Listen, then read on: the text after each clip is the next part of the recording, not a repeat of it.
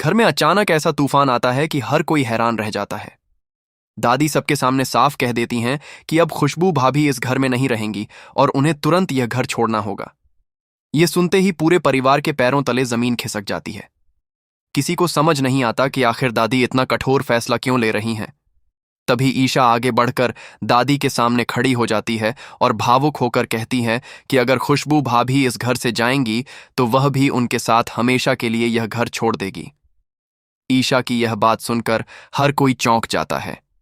माहौल इतना तनावपूर्ण हो जाता है कि कोई कुछ बोल नहीं पाता। दादी गुस्से से कांपते हुए ईशा को डांटती हैं और कहती हैं कि उनके फैसले के खिलाफ इस घर में कोई नहीं जा सकता। उनका कहना होता है कि बच्चों की जिंदगी खतरे में पड़ चुकी है और इसकी वजह घर के कुछ लोगों की गलतियां हैं, इसलिए अब कोई समझौता नहीं होगा। उधर सूरज सबको शांत करने की कोशिश करता है। वह बार बार कहता है कि घर छोड़कर जाना किसी समस्या का हल नहीं है, लेकिन दादी का गुस्सा कम होने का नाम ही नहीं लेता। आखिरकार वह कह देती हैं कि अगर बाकी लोग नहीं जाएंगे तो वह खुद यह घर छोड़ देंगी। इधर परिवार के अंदर यह बवाल चल रहा होता है तो दूसरी तरफ सूरज एक बेहद खतरनाक मिशन में फंसा हुआ होता है। बच्चों की तस्करी करने वाला गिरोह पूरे शहर में डर फैला चुका है। पुलिस ने 2 गुंडों को पकड़ लिया है, लेकिन दोनों मुंह खोलने को तैयार नहीं हैं।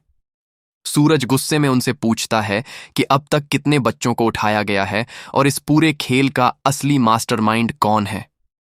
जब दोनों चुप रहते हैं तो सूरज उन्हें आखिरी चेतावनी देता है। माहौल इतना डरावना हो जाता है कि दोनों बदमाश डर से कांपने लगते हैं और आखिरकार सच बोलना शुरू कर देते हैं। वो बताते हैं कि उन्हें सिर्फ मोबाइल पर लोकेशन मिलती है।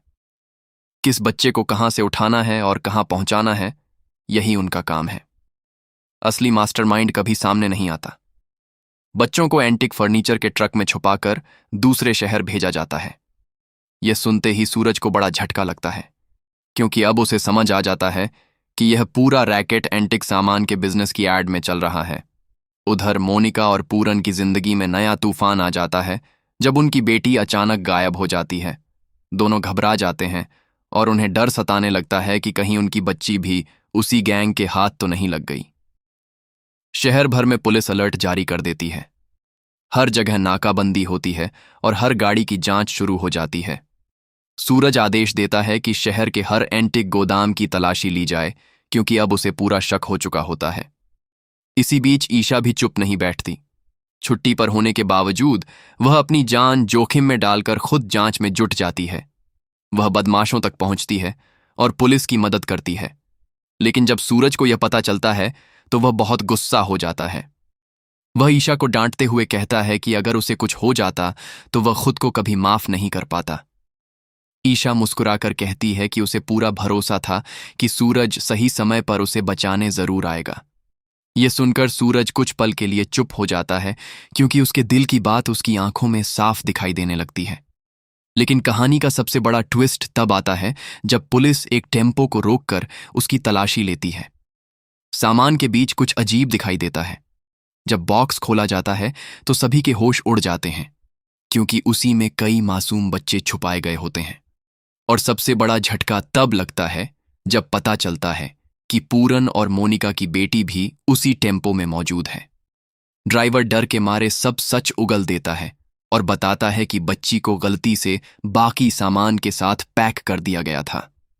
अब सवाल यह है कि क्या सूरज इस पूरे गैंग के असली मास्टरमाइंड तक पहुंच पाएगा? क्या परिवार के अंदर चल रही दरार खत्म होगी? और क्या ईशा और सूरज के रिश्ते को आखिर कोई नया नाम मिलेगा? आने वाला एपिसोड इन सभी सवालों के जवाब लेकर आने वाला है।